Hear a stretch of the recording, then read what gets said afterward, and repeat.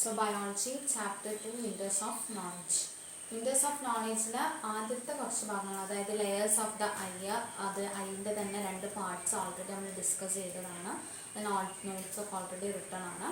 Now we can continue with the rest of the portions. ഇതിൻ്റെ ബാക്കി നമുക്കിനി നോക്കാം. ഐയിലെ തന്നെ ബാക്കി കുറച്ചും കൂടി പാർട്സ് ഡിസ്കസ് ചെയ്യാനുണ്ട്.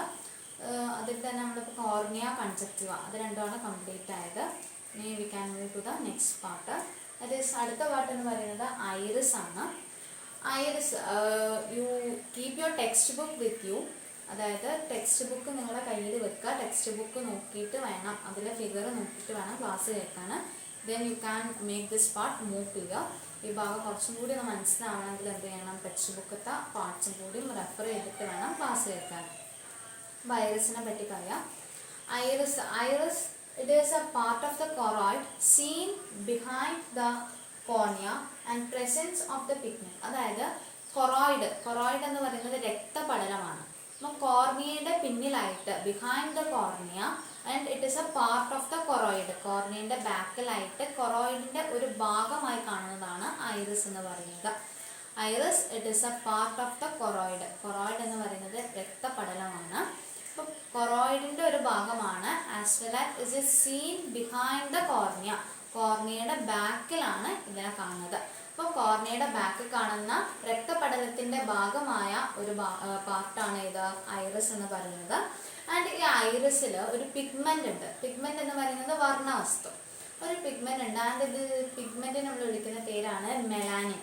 ഈ മെലാനിന്റെ ഫങ്ഷൻ അല്ലെങ്കിൽ ധർമ്മം എന്ന് പറയുന്നത് it gives a dark color to the iris. ഐറിസിന് ഒരു ഇരുണ്ട നിറം കൊടുക്കുന്നത് ഈ മെലാനിൻ കാരണമാണ്. So you can expect a one word question like this. What is the pigment? Name the pigment that gives dark color to iris. അപ്പോൾ ഇതായിരിക്കും answer. It is melanin. അപ്പോൾ melanin എന്നുള്ള പിഗ്മെന്റ് കാരണം അല്ലെങ്കിൽ മെലാനിൻ എന്ന വർണ്ണ വസ്തുവിന്റെ സാന്നിധ്യം കൊണ്ടാണ് ഐറിസിന് ഇരുണ്ട നിറം കിട്ടിയിരിക്കുന്നത്. Iris is seen behind the cornea. ഐറിസിന് എവിടെയാണ് കാണുന്നത്? കോർണിയയുടെ പിറകിലായിട്ടാണ് കാണുന്നത്. And iris is the part of the choroid. കൊറോയിഡിന്റെ ഒരു ഭാഗമാണ്. കൊറോയിഡ് എന്ന് പറയുന്നത് രക്തപടലത്തിന്റെ ഒരു ഭാഗമാണ് ഏത്? ഐറിസ്. സോ ഐറിസ് എന്ന് പറയുന്നത് അതേ ഉള്ളൂ. Just study these 2 points. ഈ 2 പോയിന്റ്സ് മാത്രം പഠിച്ചാൽ മതി. ഇനി ഐറിസിന്റെ ഫിഗർ ടെക്സ്റ്റ് ബുക്കിലുണ്ട്. So you also refer the textbooks for the picture. Now next അടുത്തൊരു ഭാഗമാണ് പ്യൂപ്പിൾ എന്ന് പറയുന്നത്. അപ്പോൾ ഐറിസ് നമ്മൾ പറഞ്ഞു. ഇനി പ്യൂപ്പിൾ ആണ് പറയുന്നത്. Pupil it is aperture seen at the centre of the iris. Iris നമ്മളിപ്പോൾ ഡിസ്കസ് ചെയ്ത ഒരു പാർട്ടാണ് അല്ലേ. അപ്പോൾ ഈ ഐറിസിന്റെ നടുവിലായിട്ട് കാണുന്ന, മധ്യഭാഗത്തായി കാണുന്ന അല്ലെങ്കിൽ മിഡിൽ കാണുന്ന ഒരു അപ്പേർച്ചറാണ്. അപ്പേർച്ചറിനെ നമ്മൾ സുഷിരം എന്നാണ് പറയുക. അപ്പം ഒരു സുഷിരമാണ് ഐറിസിന്റെ മധ്യഭാഗത്ത് കാണുന്ന സുഷിരം. Or it is an aperture seen at the centre of the iris. ഐറിസിന്റെ സെന്ററിൽ കാണുന്ന ഒരു അപ്പേർച്ചർ ആണ് ഈ പ്യൂപ്പിൾ എന്ന് പറയുന്നത്. ആൻഡ് പ്യൂപ്പിളിന്റെ സൈസ് എന്ന് പറയുന്നത് ഇൻക്രീസ് ആവുകയും അതുപോലെ തന്നെ ഡിക്രീസ് ആവുകയും ചെയ്യുന്നു. ഇൻക്രീസ് എന്ന് വെച്ചാൽ വലിപ്പം കൂടാനും വലിപ്പം കുറയാനും കാരണമാകുന്നു. എപ്പോഴാണ് ഇത് വലിപ്പം കൂടുക അല്ലെങ്കിൽ ഇൻക്രീസ് ചെയ്യുക ഡിക്രീസ് ചെയ്യുക എന്ന് പറയുന്നത്? It is according to the intensity of the light. Intensity of the light, പ്രകാശത്തിന്റെ തീവ്രതക്കനുസരിച്ചിട്ടാണ് പ്യൂപ്പിളിന്റെ വലിപ്പം കൂടുകയും അതുപോലെ തന്നെ കുറയുകയും ചെയ്യുന്നത്. ആൻഡ് ഈ പ്യൂപ്പിൾ എവിടെയാണ് കാണപ്പെടുന്നത്? ഐറിസിലാണ്. ഐറിസിന്റെ മധ്യഭാഗത്ത് or it's centre of the iris. Once more ഞാൻ പറയാം. Pupil it is an aperture that is seen at the center of the iris and it increases or decreases according to the intensity of the light. അതായത് ഐറിസിന്റെ മധ്യഭാഗത്ത് കാണുന്ന ഒരു സുഷിരമാണ് pupil എന്ന് പറയുന്നത്. ഈ pupil വലുതാവുകയും അതുപോലെ തന്നെ ചെറുതാവുകയും ചെയ്യും. എന്തിനനുസരിച്ചിട്ട്? അക്കോർഡിംഗ് ടു ദ അല്ലെങ്കിൽ പ്രകാശത്തിന്റെ തീവ്രതക്കനുസരിച്ച് ഇത് വലിപ്പം കൂടുകയും കുറയുകയും ചെയ്യുന്നു. ഫസ്റ്റ് 2 പാർട്സ് നമ്മൾ ഡിസ്കസ് ചെയ്തിരുന്നു. Now we can move to the next part, that is lens. അതിലെ ലെൻസ് ആണ് അടുത്ത പറയുന്നത്. ലെൻസ് എന്ന് പറയുന്നത് it is a elastic transparent convex lens.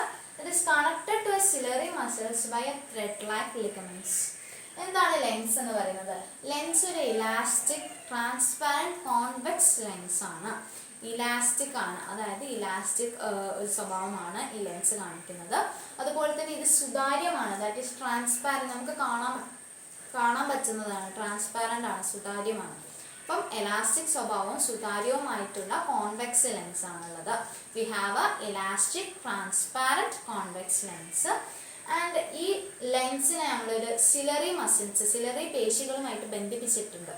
Ciliary പേശികൾ അല്ലെങ്കിൽ സിലറി മസിൽസ് ആയിട്ട് നമ്മൾ ഇതിനെ ബന്ധിപ്പിച്ചിട്ടുണ്ട് by using thread like ligaments. Thread like ligaments അതായത് ചരടുകൾ പോലെയുള്ള ലിഗമെന്റ്സിനെ സ്നായുകൾ എന്നാണ് പറയുക. അപ്പോൾ ചരടുകൾ പോലെയുള്ള സ്നായുകൾ വെച്ചിട്ട് നമ്മൾ ഈ ലെൻസിനെ എവിടേക്ക് ബന്ധിപ്പിച്ചിട്ടുണ്ട്? സിലറി പേശികളിലേക്ക് ബന്ധിപ്പിച്ചിട്ടുണ്ട്. Once more we can say lens എന്ന് പറയുന്നത് it is an elastic transparent convex lens and it is connected to a ciliary muscles. Ciliary musclesമായിട്ട് കണക്ട് ചെയ്തിട്ടുണ്ട്. എങ്ങനെ, എന്ത് വെച്ചിട്ടാണ്?